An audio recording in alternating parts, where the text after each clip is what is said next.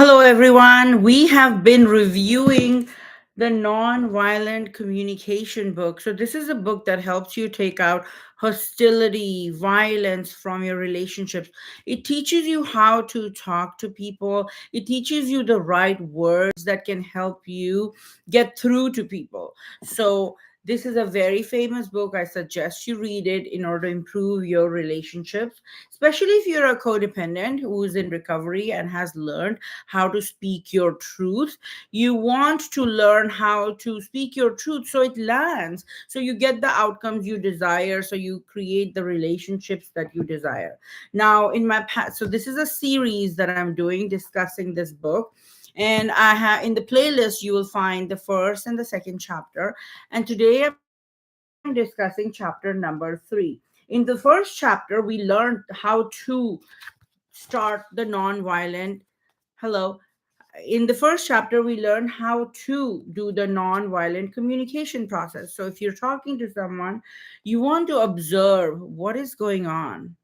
Number two, you want to feel, you want to understand, how am I feeling about this conversation or about this situation?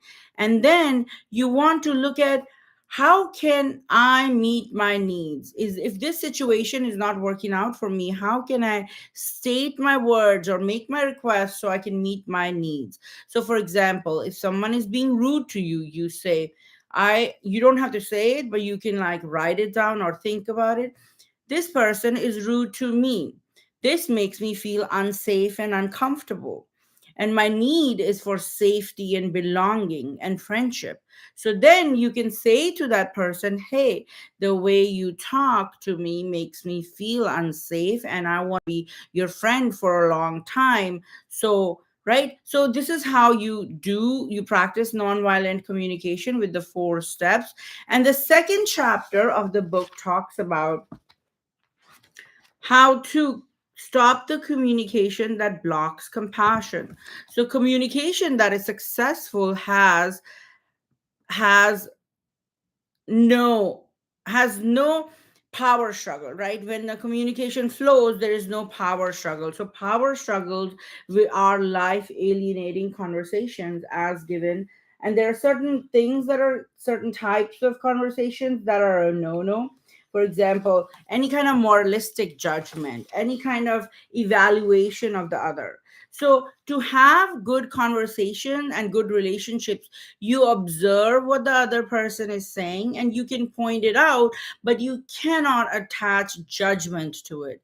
And that's very difficult for people. Oh, let me get my mic going. And that's very difficult for people to do, to not evaluate or judge as we observe others. And that's one of the biggest mistakes people make, that they observe and they judge and then they say that to the other person. So let's look at chapter 3. The first component of nonviolence communication entails the separation of observation from evaluation. So, as human beings, when we look at something, we start judging it. Is it good? Is it bad? Is it pretty? Is it this? Right? So, but in order to have mature relationships, we need to have observation without evaluation. And that's what most mature people do. And that's how they handle situations and relationships, by observing without judgment, observing without evaluating. And that's very hard to do, right? So in this book, it says the highest form. So J. Krishnamurti once said, the highest form of intelligence is observation without evaluation, which is so hard to do because common man will observe and judge, right? And that's where your relationships end, when you judge others, because nobody wants you to judge them. Everybody knows what they're about and what they're doing, right? All right, so let's begin. So we're on page 51, chapter 3. The first component of nonviolence communication entails the separation of observation from evaluation. We need to clearly observe what we're seeing, hearing, touching, feeling, what is affecting our sense of well being without mixing in evaluation. Now, observations are an important element of non-violent communication, where we wish to clearly and honestly express how we are to another person. When we combine observation with evaluation, we decrease the likelihood that others will hear our message, right? So if someone is saying something to you and they're saying it in a more gentle way, non evaluating, non judgy way, you tend to be more open to them. And that goes for every single human being. If someone is judging us or coming at us and attacking us, we're not going to be open and receptive to them. That person who attacked you or judged you has already ended the relationship. That is the beginning of the end of the relationship when you judge or evaluate another person and you say it to them, right? So the other person is thinking, who are you? Who are you to throw these violent words at me, right? So when we even if you're coming from a good place, if you throw just words violently at other people, you're ending the relationship. When we combine observation with evaluation, we decrease the likelihood that others will hear our message. Instead, they will what will they hear? They will hear criticism and they will resist anything and everything you are saying. So you basically became your own enemy. You basically self-sabotaged when you threw those words, those demands at them, that complained at them, that negativity. When you threw that negativity, the judgment and the criticism to anybody, you basically ended that relationship. You self-sabotaged. Now, non that is why learning how to communicate in a non-violent manner is so important. Nonviolent communication does not mandate that we remain completely objective and refrain from evaluating. It only requires that we maintain a separation between our observation and evaluation, right? You are human. Of course, you're going to observe and judgments may arise, but it is up to you, it is up to that mature part of you to not vomit that judgment, to not just blurt it out to the other person.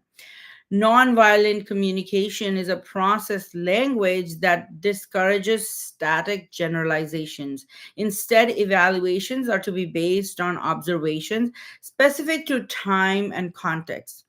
Semantics, like Wendell Johnson pointed out, that we create many problems for ourselves by using static language to express or capture a reality that is ever changing. A person or a situation is not just one dimensional. There are many things happening, there are many factors happening. But when you take that one point and you throw your words at the other person, you have successfully ended any chance of having a non-violent, open from the heart, compassionate communication. Because when you attack somebody, you've shut them down. So our language is an imperfect instrument created by ancient and ignorant men. It is an animalistic language that invites us to talk about stability and constants, about similarities and normal, and kinds of about magical transformations and quick cures, simple problems, final solutions. But everything is so much more complex, right? There is no simple problem, there is no final solutions, there is no magical transformations. Everything happens with ebb and flow. Everything happens slowly as we initiate the change in a non-violent manner.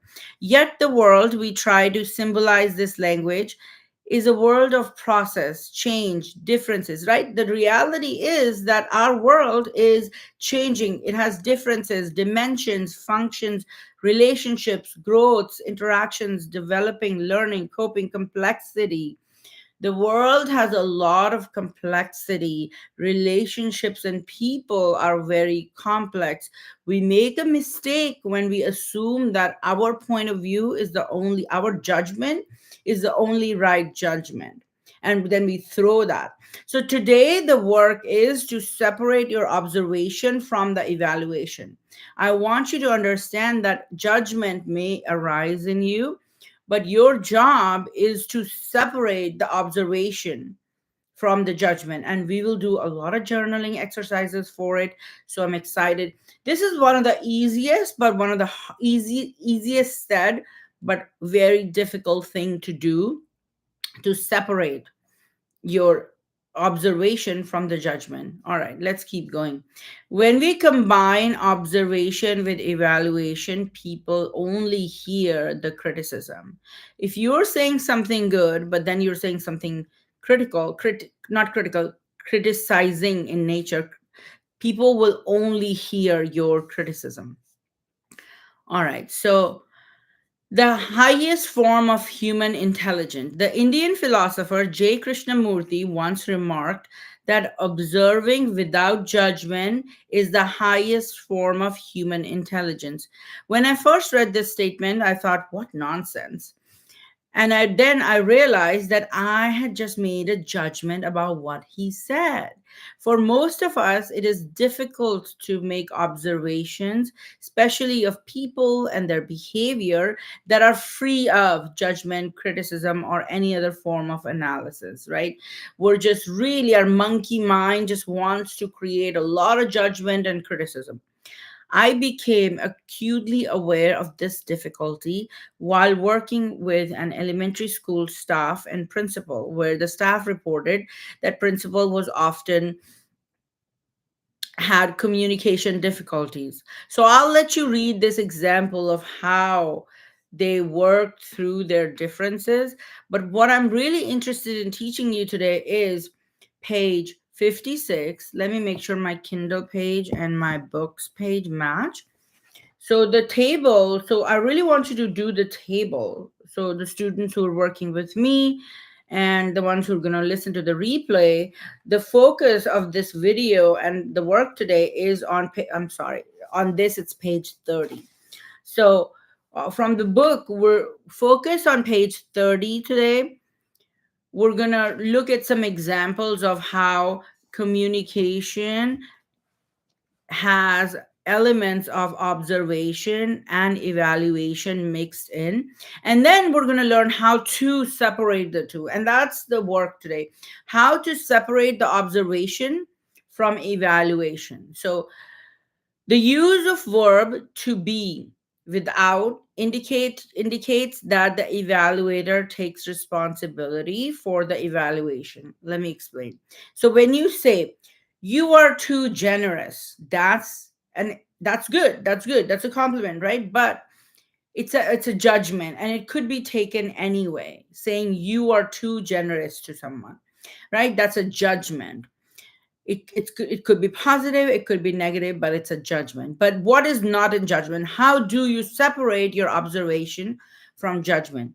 You say, when I see you give all your money to others, I think you are being too generous, right? So isn't this so much more clear about what's happening? Because when you say you are too generous, that's a judgment. It could be, it's negative or positive, but it's a judgment. But when you tell them why you think that, right, you're thinking that, you're making an assumption, and you have to say that when I see you give all your money to others, I think you are being too generous. So this is not offensive, this does not shut down somebody. But if you say you're too generous, that's going to shut down some people. Next one is commonly, this is very common, use of verbs with judgment, with judgment connotation, with evaluation attached to it. Oh, Doug procrastinates. That's a judgment. You are judging somebody and labeling them. Doug procrastinates. Whereas you could say Doug only studies for exams the night before, right? So that's a straight observation. There's no judgment in it. Even if there is judgment in you, you hold that back. You don't tell people, because that's violent. It's violent to judge people and then tell them of your judgment. No matter if you're husband, wife, parent, teacher, boss, you have to separate. If you want good outcomes in your relationships, you have to separate observation from evaluation. Observation of what somebody is doing, what's happening, from the judgment that you are putting on it. Because, see, judgment comes from your own experiences. It may not be their truth, it's your judgment, and it comes from your experiences and what you know and think. All right. So, number three, implication that one's inferences about the other person's thoughts, feelings, intentions, or desires are the only ones possible, right? So you infer she won't get her work in. So you're making guesses, inferring things, but you're actually judging them by your statements are judging the other person, and that's what we want to stop doing. You could say, I don't think she'll get her work in. Or you could say, she said she won't get her work in, right? So very important to take out. It's very tempting for human beings to judge. It's very tempting for human beings to add a little spice to what's happening, because that's how we think and we feel, and we're like, it's fear, right? It's fear that she won't get her work in. Ooh, Doug procrastinates. Ooh, you are too generous, right? So this is all fear that you have, and you are judging the other person based on your fear. All right, let's keep going. Confusion of prediction with certainty, right? So if you don't eat balanced meals, your health will be impaired, right? Now, if you take out the judgment, what would it sound like? If you don't eat balanced meal, I fear your health may be impaired, right? Because what you're saying is, if you don't eat balanced meals, your health will be impaired. That's a judgment. That's certainty. You're saying you're not going to eat good food, you're going to fall sick. How do you know that? Why would you say that? Why would you predict that? So you're predicting it, but you're predicting that negativity with certainty. And your fear is accusing them and blaming them, and then the forecast is really negative. So what you need to do is say, if you don't eat balanced meals, I fear, this is your concern. My concern is that your health may be impaired. So the point is, do not combine the observation with the judgment. The next one is failure to be specific about reference. So such people don't take care of their body, for example. Or you could say, I have seen many people like this eat fried foods all the time, right? So you can state your observation, but keep the conclusions to yourself, right? Keep that judgment, that stereotype that you're trying to say, or the negativity that you're trying to keep it to yourself. Next one, number six, is use of words denoting ability without indicating that an evaluation has been made. For example, Hank Smith is a great soccer player, or Hank Smith is a poor soccer player. That's a judgment. But what you could say as an observation, if you really wanted to say, Hank Smith has not scored a goal in 20 games. Or you could say, my husband, like say something, my husband doesn't do this. Not everything has to be black and white, always or never, right? My husband has not done this in a long time. Or my versus saying, my husband is this. So one is a label and a judgment, and the other one is an observation. So if you want your relationships to be non-violent, your words have to be non-violent. If you want open, compassionate, gentle, curious communication in your relationships, you have to drop the judgment. Because what it does is it hurts the other person. It's life alienating conversation. When you talk with judgment, it's life alienating for the relationship. All right, let's use of adverbs and adjectives in ways that do not indicate an evaluation has been made. Calling someone ugly, calling someone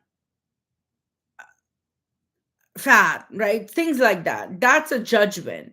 And you could just say, this type of look doesn't appeal to me, or being overweight is not right, not my thing, or I don't condone it, right? But you don't have to label and name and judge and then verbalize that judgment to the person, right?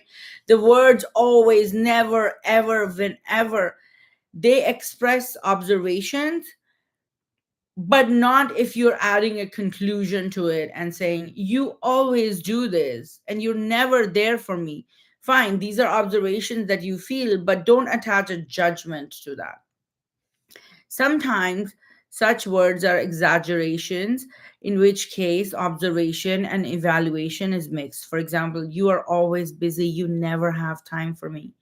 I don't know how true that is, right? So we want to check our observations. We want to check how we use these life alienating black and white thinking, black and white words. So evaluation might be, you seldom do what I want, right? My husband doesn't do what I want. That's an evaluation, that's a judgment. Or you could say, the last 3 times I initiated an activity, you said you didn't want to do it. Or evaluation is, he comes over a lot, he comes over all the time, and then saying, oh, he's clingy or whatever, right? Or that's a judgment. Now observation would be, he comes over at least 3 times a week, right? So what I want you to take away from this chapter is, the first component of nonviolent communication entails separation of observation from evaluation.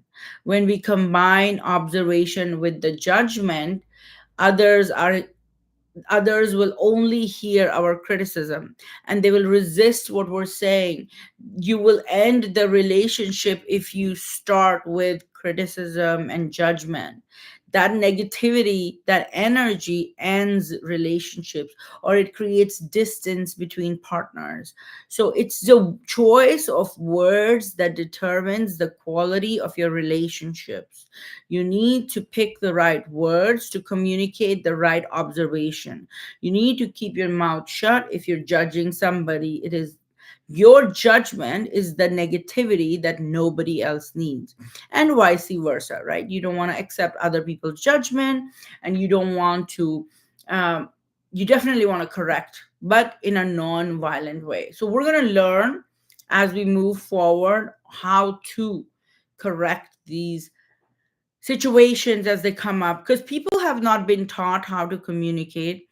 They tend to only speak when they're pressed to the max, and they have no other choice but to explode or erupt.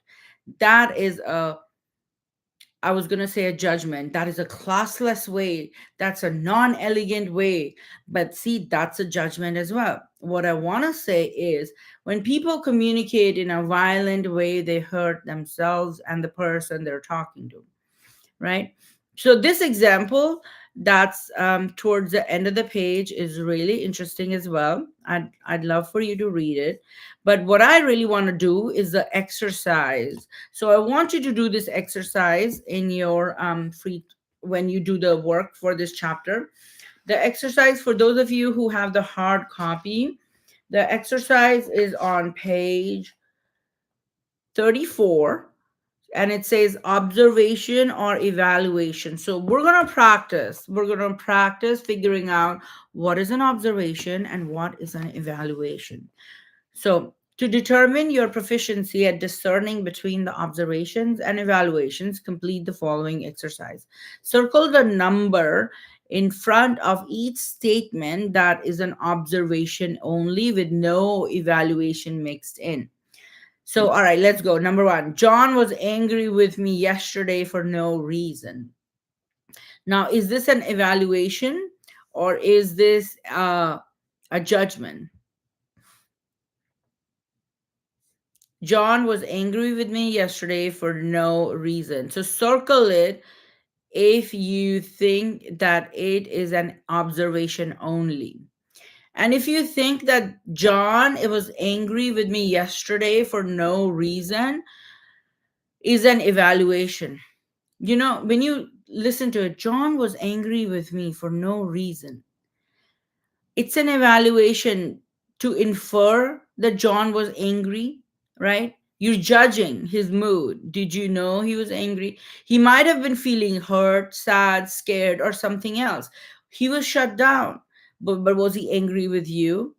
So example, if this was an observation, the person would say, John told me he was angry with me. John pounded his fist on the table, right? So these are observations. Do not conclude because you will shut the other person down and you don't know if that's the absolute truth, right? So let's see number 2. Yesterday evening, Nancy bit her fingernails while watching television. Yesterday evening, Nancy bit her fingernails while watching television. So, yes, this is an observation because it's a straight observation. The person didn't say, oh, Nancy bites her fingernails. The person didn't judge her for anything, right? They just said, this is what I saw. This is what happened. All right, number 3. Sam didn't ask for my opinion during the meeting. So if somebody doesn't ask for your opinion during the meeting, it's an observation. He didn't ask for your opinion during the meeting.